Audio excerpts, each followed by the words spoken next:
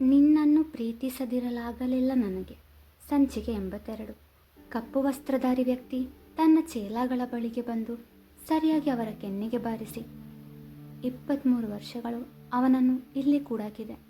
ಅವನು ಹೊರಗೆ ಹೋದರೆ ಎಷ್ಟು ಡೇಂಜರ್ ಗೊತ್ತಾ? ನಿಮಗೆಲ್ಲ ಹೇಗೆ ಗೊತ್ತಾಗಬೇಕು? ತಿಂದ ಅನ್ನಕ್ಕೆ ನಿಯತ್ತು ತೋರಿಸೋಕ್ಕಾಗದೇ ಇರೋ ಪ್ರಾಣಿಗಳು ನೀವು. ನಿಮ್ಮ ಬಾಸ್ ನಾವು ಅವನ ಹಿಂದೆ ಹೋಗಿದ್ದೆ. ಅವನು ನನಗೆ ಇನ್ನೇನು ಸಿಕ್ಕಿದ್ದ ಅನ್ನುವಷ್ಟರಲ್ಲಿ ಅವನ ಜೊತೆಗಿದ್ದ ಹುಡುಗಿ ನನ್ನ ಕಣ್ಣಿಗೆ ಪೆಪ್ಪರ್ ಸ್ಪ್ರೇ ಹಾಕಿ ಅವನನ್ನು ಕರೆದುಕೊಂಡು ಓಡಿ ಹೋದ್ಲು. ಇನ್ನೊಮ್ಮೆ ಅವನ ಕೆನ್ನೆಗೆ ಬಾರಿಸಿ ಒಂದು ಹುಡುಗಿ ಮುಂದೆ ಸೋತೆ ಅನ್ನೋಕ್ಕೆ ನಾಚಿಕೆ ಆಗಲ್ವಾ ನಿಮ್ಗಳಿಗೆ? ಛೇ, ಇಂದು ಆ ವ್ಯಕ್ತಿ ಅಲ್ಲಿಂದ ಹೊರಟು ಹೋದ. ಚೇತು, ನಾವು ನಾಳೆ ಮಂಗಳೂರಿಗೆ ಹೋಗಿ ಬರೋಣ. ಸಾಕ್ಷಿ ಮದುವೆ ವಿಷಯದ ಬಗ್ಗೆ ನಿಮ್ಮಪ್ಪ ಹಾಗೂ ಮನೆಯವರೆಲ್ಲರಲ್ಲೂ ಮಾತಾಡಬೇಕಲ್ವಾ? ನೀನು ಹೇಳೋದು ಸರಿಯಾಗಿದೆ ಅಮ್ಮ, ನಾವು ನಾಳೆನೇ ಹೋಗೋಣ. ಸರಿ, ಬೇಗ ಮಲ್ಕೋ, ನಾಳೆ ಬೆಳಗ್ಗೆ ಬೇಗ ಹೋಗಬೇಕು. ಸರಿ ಎಂದವನು ತನ್ನ ಕೋಣೆಗೆ ಹೋದ. ಯಾಕೋ ಅವನಿಗೆ ಅವನ ಚೆರಿಯ ನೆನಪು ಅತಿಯಾಗಿ ಕಾಡತೊಡಗಿತು. ಕಡೆ ಪಕ್ಷ ಅವಳಲ್ಲಿ ಮಾತನಾಡಿದರೂ ಸಾಕು ಎಂದನಿಸಿದಾಗ ತನ್ನ ಲ್ಯಾಪ್ಟಾಪ್ನಲ್ಲಿರುವ ಅವಳ ಬಯೋಡೇಟಾ ನೋಡಿದ. ಅದರಲ್ಲಿ ಅವಳ ಮೊಬೈಲ್ ನಂಬರ್ ಇತ್ತು. ಡಯಲ್ ಮಾಡಿದ. ಶಿವಾನಂದ್ರವರು ಫ್ರೆಶ್ ಆಗಿ ಬಂದರು. ಈಗ ಅವರ ಮುಖ ಸ್ಪಷ್ಟವಾಗಿ ಕಂಡಿತು. ಅಣ್ಣ ಹೇಗಿದ್ದೀರಾ ಎಂದು ಮುದ್ದುಲಕ್ಷ್ಮಿಯವರು ಕೇಳಿದಾಗ, ನಾನು ಚೆನ್ನಾಗಿದ್ದೀನಮ್ಮ ಲಕ್ಷ್ಮಿ, ನೀನು? ನಾನು ಚೆನ್ನಾಗಿದ್ದೀನಣ್ಣ.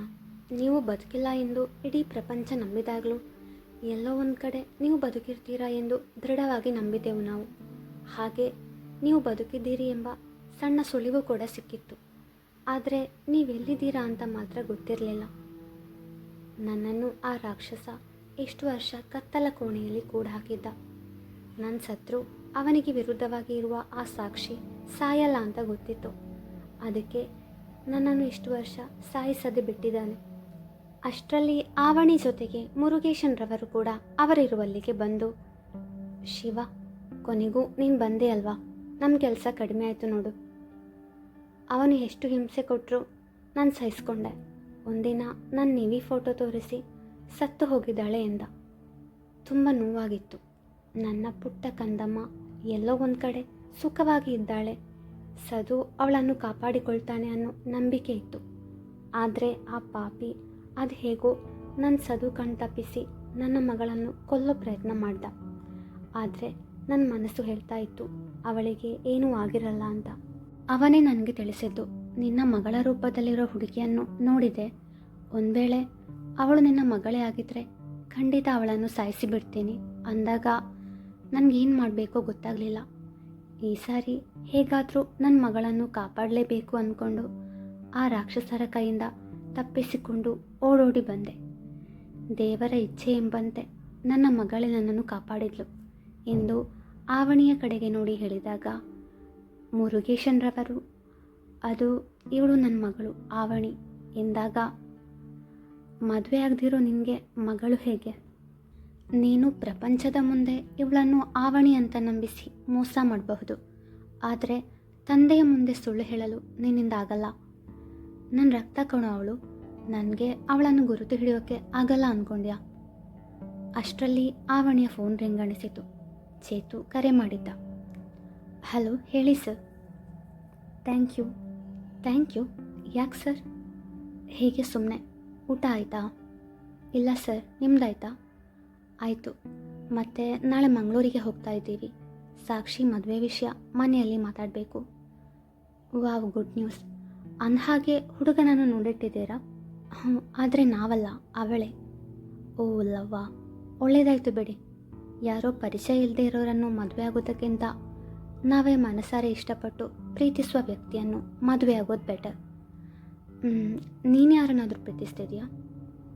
ಅದು ಸರ್, ಹುಡುಗ ಯಾರು? ನಿಮಗೆ ಪರಿಚಯನಾ? ಹ್ಞೂ, ನನ್ನ ಬೆಸ್ಟ್ ಫ್ರೆಂಡ್ ಕಾರ್ತಿಕ್ ಅಂತ. ನಿನಗೂ ಪರಿಚಯ ಇರಬೇಕು. ನನಗೆ ಇಲ್ವಲ್ಲ.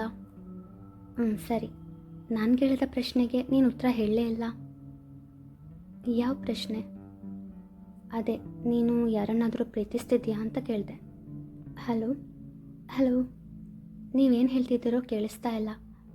ಹಲೋ ಕರೆ ಸ್ಥಗಿತಗೊಂಡಿತು. ಚೇತು ನಗುತ್ತಾ ತರಲೆ ಅಂದುಕೊಂಡ. ಮರುದಿನ ಬೆಳಗ್ಗೆ ಚೇತು ಸರಿತಾರವರ ಜೊತೆ ವೃಂದಾವನಕ್ಕೆ ಹೊರಟ.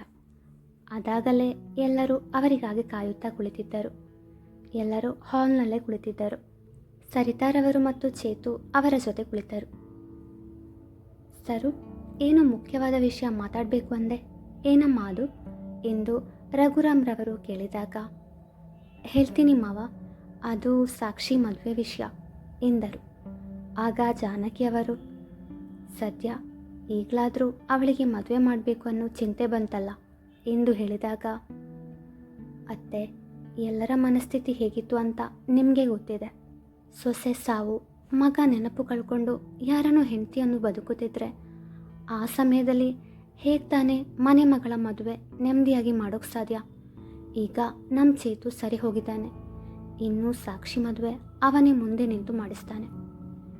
ನೀನು ಹೇಳೋದು ಸರಿ, ಒಳ್ಳೆ ಗಂಡನ್ನು ಹುಡ್ಕೋಣ ಎಂದು ಚಂದ್ರಶೇಖರ್ ಅವರು ಹೇಳಿದಾಗ, ರೀ, ಹುಡುಗನನ್ನು ಆಗಲೇ ನೋಡಿದ್ದೀವಿ, ಚಿನ್ನದಂಥ ಹುಡುಗ, ನಮ್ಮಗಳನ್ನು ತುಂಬ ಚೆನ್ನಾಗಿ ನೋಡ್ಕೊಳ್ತಾನೆ ಎಂದರು ಸರಿತಾರವರು ಸಾಕ್ಷಿಯನ್ನು ನೋಡುತ್ತಾ.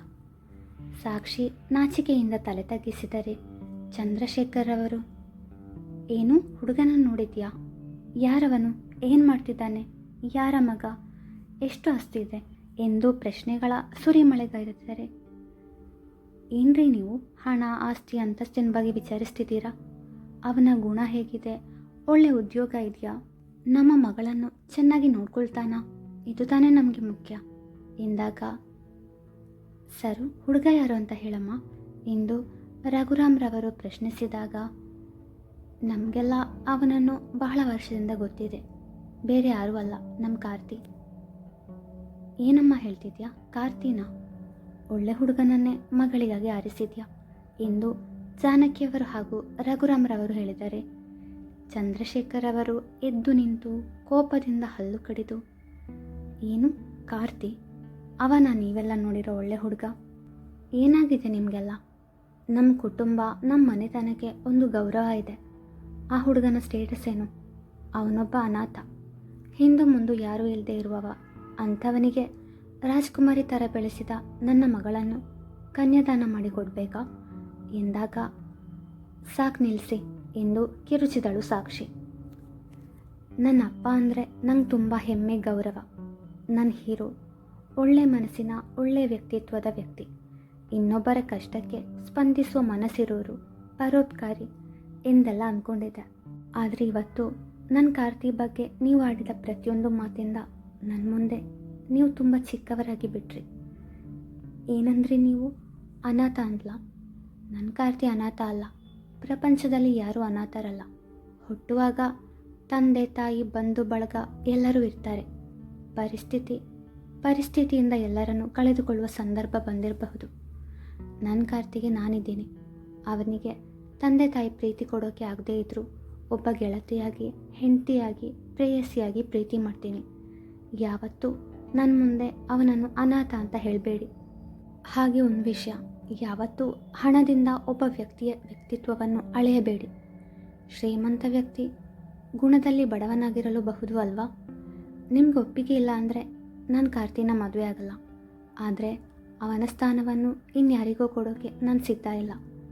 ನನ್ನ ಜೀವನದಲ್ಲಿ ಬೇರೊಬ್ಬ ವ್ಯಕ್ತಿ ಬರೋಕ್ಕೆ ಸಾಧ್ಯ ಇಲ್ಲ. ನಿಮ್ಮ ಮನಸ್ಸು ನೋಯಿಸಿದರೆ ಕ್ಷಮಿಸಿ ಎಂದು ತನ್ನ ಕೋಣೆಗೆ ಓಡಿದಳು ಸಾಕ್ಷಿ. ಎಲ್ಲವನ್ನೂ ಫೋನಿನಲ್ಲಿ ಕೇಳಿಸಿಕೊಂಡ ಕಾರ್ತಿಕ್ನ ಕಣ್ಣಾಲಿಗಳು ತುಂಬಿ ಬಂದವು.